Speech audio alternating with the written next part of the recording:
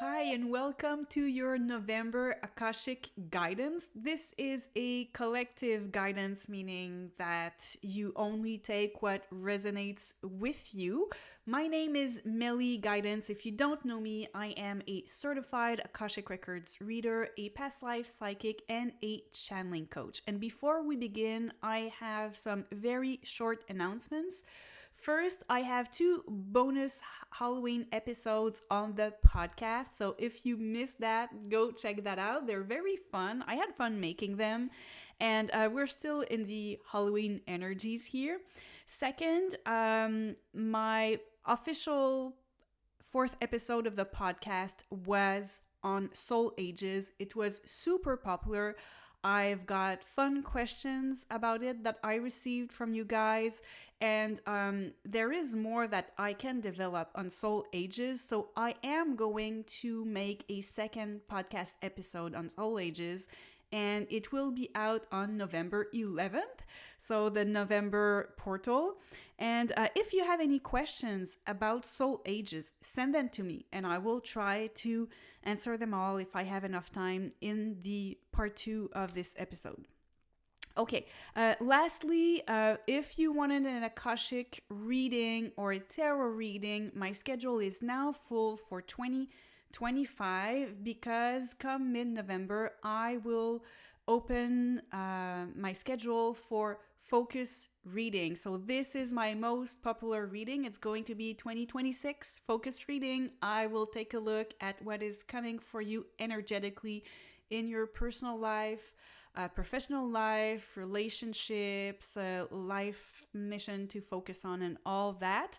I will just open it up to my newsletter members. So first, I will open it up. I only have 25 spots. If they all sell, I haven't decided yet, but maybe I will just keep it for my newsletter subscribers for 48 hours.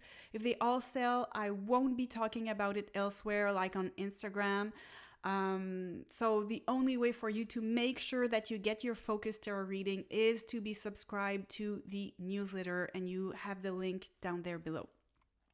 And then for Akashic readings, tarot readings, they will be back in next February. My schedule isn't open yet for those, but if you're interested, just let me know, and I might just open it up for February if there is already a high demand. Okay, now I'm going to do the Akashic guidance. If you're new, I'm going to read the Akashic prayer. There is a small part in it that is silent. And after that, I'm opening the records and I channel what comes up. And at the very end, before closing the records, stay tuned because I'm going to pull a tarot card and see what card energy we need to keep with us for the month, what card we can keep, by on our desk as a reminder. So there you go. I'm going to get set up. I will take my sip of herbal tea to make sure I am grounded, and I will read the prayer.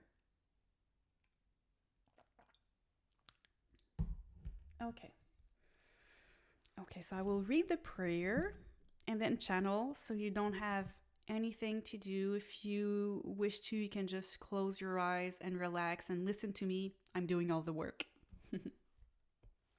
With respect and wisdom, I knock today on the door of my social media collective's Akashic Records. I call upon my social media collective's spirit guides, along with the ascended masters, angels, and archangels who wish to manifest themselves for my social media collective's highest good and the highest good of all involved. Help me to understand my social media collective's journey as well as their eternal soul's journey while feeling the love and wisdom of their spirit team. Welcome us with joy as we come to you with joy. Welcome us with love as we come to you with love. Welcome us with simplicity as we come to you with simplicity. Wrap us in the protective light of the Akasha. Open the doors to my social media collective's Akashic Records as we open the doors to our hearts.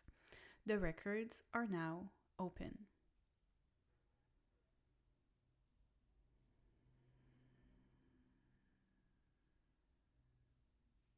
So we have a group of spirit guides here inviting us to take some time to sit down, let go, and pull back. Pull back, get some perspective on our lives. And it's on the heels of the two past Akashic readings here that you worked a lot on yourself lately, and it's time to expand from that, from working on the self, and start to look around at the situations around you, the people that you are interacting with, and reflect on how you reflect on your reactions to things, to relationships, to situations that happen with people, social situations, and how you react to them. November is a month for grounding yourself and working with Mother Earth, so that you are not too reactive, that you are not too emotional. And what happens, emotions are good, but when we are too much into our emotions, it's super easy for the ego to kick in. And that's when we can, lash out at people and scream and all of this. And this guidance is so different from the francophones. And it's interesting because the spirit guides are showing that there are a lot of the people listening to this for whom the holidays are starting soon. So they are showing me people in the US. So I'm sensing that this will be mostly listened to by people in the US for this month. And that can be very, very triggering. And the way for you to heal all this is to connect to the earth. In just sitting down and sending your energies to the earth. And then once you feel that your energies went down, down, down, down to the core of the earth, connect with this energy of the earth and bring it up through your energy field. And this will help you keep grounded and keeping a kind of a neutral mind, focused mind. Plus, this grounding practice will also be very healing for some of you, as you can take all the negative energies, and I'm seeing a black or deep gray smoke that is inside of you. This is a figure of speech, but energetically, this is how it shows up. Pent up negative emotions, things that you heard, things that happened that kind of stay stuck within you. I'm seeing stuck in the heart chakra and stuck in the throat chakra. So things that stayed on your heart, that don't sit well with you, and things that you wish you had said, but you didn't say anything to keep the peace. And when you get stuck with this, you get stuck with all the bad juju, and you don't feel like yourself. And what is good with this grounding practice is to take, if you want to take that imagery of the dark gray smoke, you can imagine it leaving your body and descending through the earth, and you send it to the earth to transmute it. And the earth, all the elements have this ability of transmuting energy. And what I'm seeing is that the earth is ready, and the earth will be very happy to transmute these energies. So it's part of its job as the earth to transmute energy. That means taking the bad energy and alchemize it into good energies, and she'll just absorb it. She won't send anything back to you, she'll just absorb it so that you can feel lighter. So that's energy wise what you can do. The grounding practice is important. But the spirit guides are saying that you are incarnated and it's up to you as well to do a part of that job. And it's okay if maybe you're shy, maybe you're in patterns of people pleasing, and it's hard for you to stand up for your beliefs and speak up. And they say it's okay to react afterwards, but they say it's better to ground and do that energy practice of sending the bad energies down to the earth for them to get transmute. And then afterwards, you can take the time to find how you feel and, sit back, relax, get some perspective, let go of those energies that are not serving you, and find the words rooted in your heart to express how what maybe you saw, you felt, you heard made you feel uneasy and doesn't sit well with you because of your values, because of what is in your heart.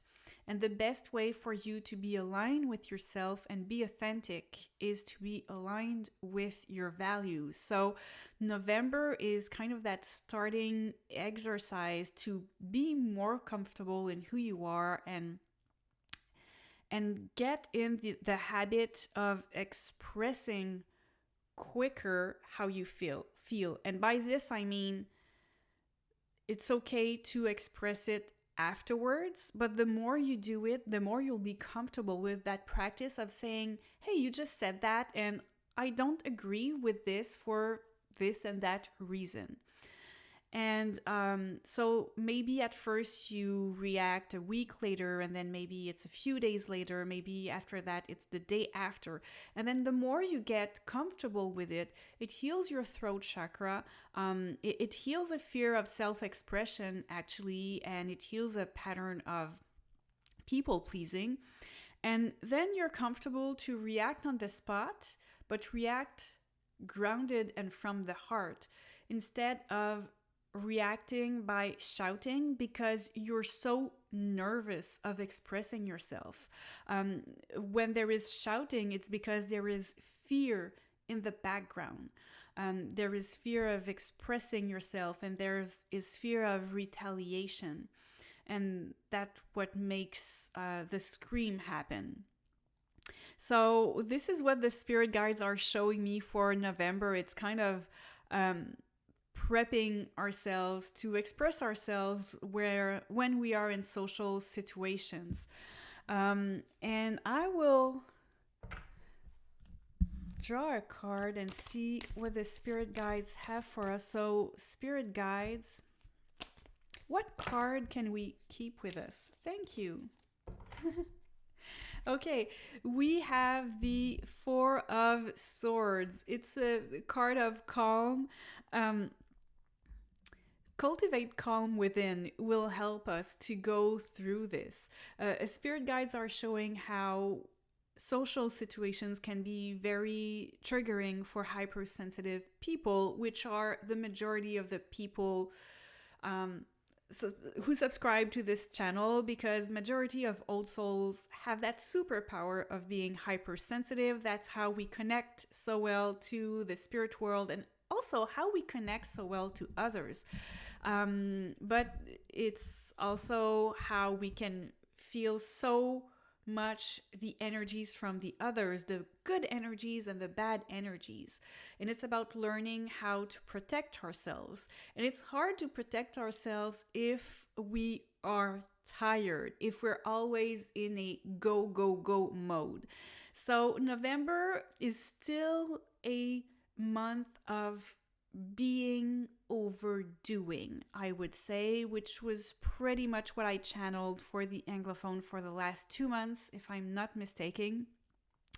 But yeah, they say the more that you take time for yourself, time to slow down, and if you haven't been sleeping a lot, like this card says, hello, take the time to sleep and forget about the three swords up there, forget about the worries.